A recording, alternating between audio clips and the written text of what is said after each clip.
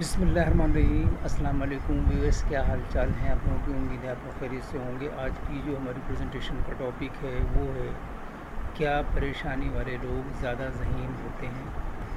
Are people with anxiety more intelligent? آئیے دیکھتے ہیں اپنے فارمیٹ کے مطابق اس کا اوور ویو اور پھر اس کے کی points.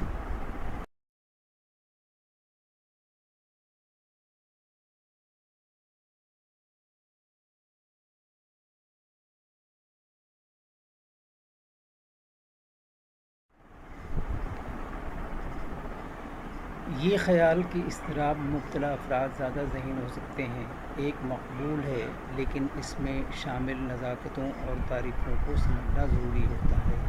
The idea that people with anxiety may be more intelligent is a popular one, but it's important to understand the nuance and definitions involved. اضطراب سمجھے جانے والے خطرات کا ایک ذہنی اور جسمانی رد عمل ہے۔ اس میں پریشانی، گھبراہٹ یا خوف کے احساسات شامل ہوتے ہیں۔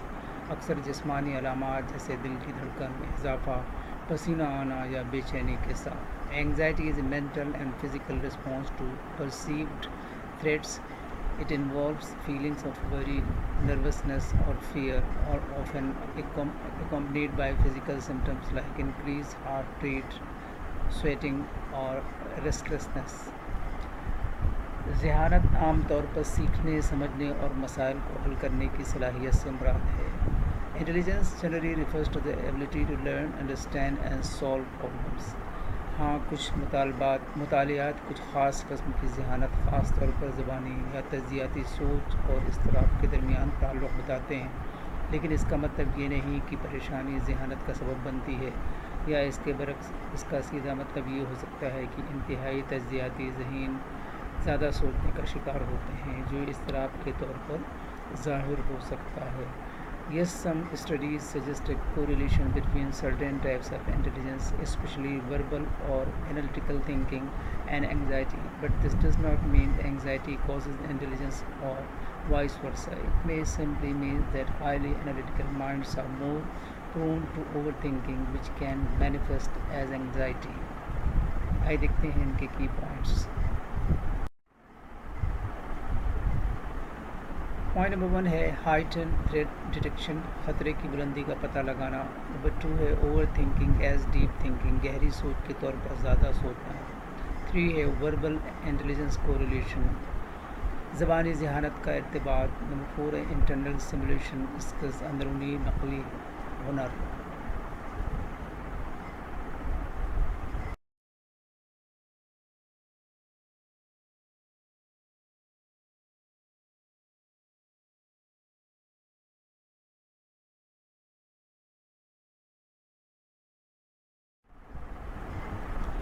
نمبر 5 ہے sensitivity to patterns and ambiguity.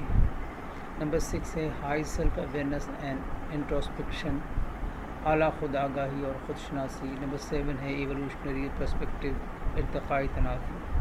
Number 8 ہے social and ethical overload, سماجی اور اخلاقی اوور لوڈ۔ آئیے دیکھ لیتے ہیں ان کا پوائنٹ وائز اس کا اوور ان پوائنٹس کا۔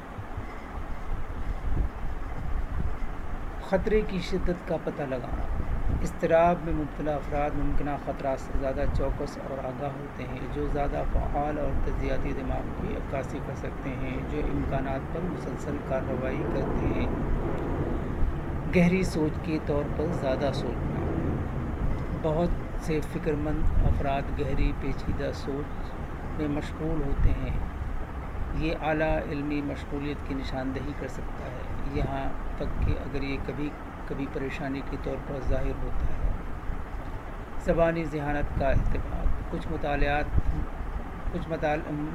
مطالعات مثلاً سینی ڈاؤن اسٹیٹ میڈیکل سینٹر کے ذریعے اضطراب اور اعلیٰ زبانی ذہانت یا لسانی صلاحیت کے درمیان تعلق کا مشورہ دیتے ہیں۔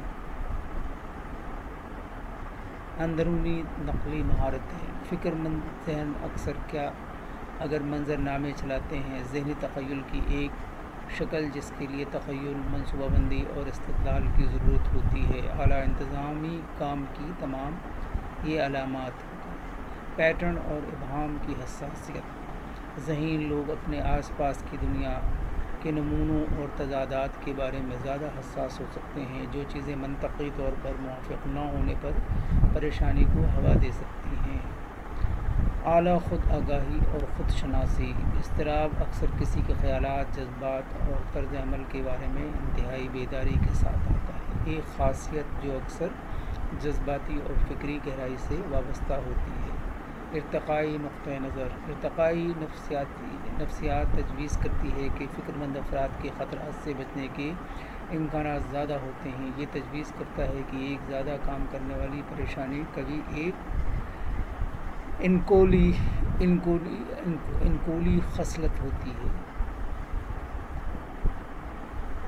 سماجی اور اخلاقی غرور۔ انتہائی ذہین لوگ اکثر عالمی، اخلاقی یا وجودی مسائل، مثلاً موسمیاتی تبدیلی یا ناانصافی کے بارے میں فکر مند رہتے ہیں، اس لیے نہیں کہ وہ غیر مستحکم، بلکہ اس لیے کہ وہ بہت زیادہ سمجھتے ہیں۔ آئیے دیکھتے ہیں آج کے کورس، دیکھتے ہیں اس میں کیا میسیج ہے۔